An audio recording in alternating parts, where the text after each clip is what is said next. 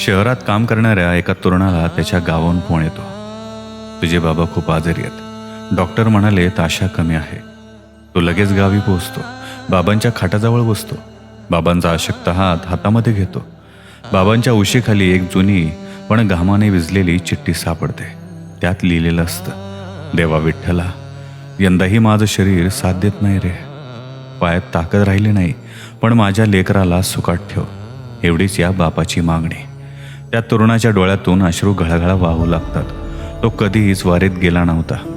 त्याला देवधर्माचं फारसं वेळ नव्हतं, पण त्या रात्री त्यानं बाबांची तुळशीची माळ गळ्यात घातली, पायातल्या महागड्या चपल्या बाजूला काढल्या आणि तो तडक वारीच्या वाटेवर चालू लागला.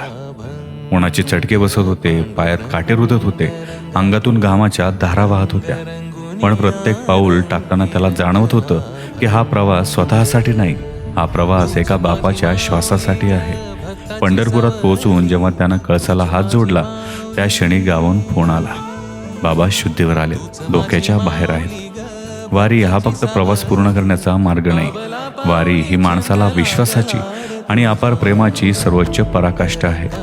जेव्हा माणूस सगळे मार्ग थकल्यावर विठ्ठलाच्या वाटेवर चालू लागतो ना, तेव्हा चमत्कार हा व्हावाच लागतो.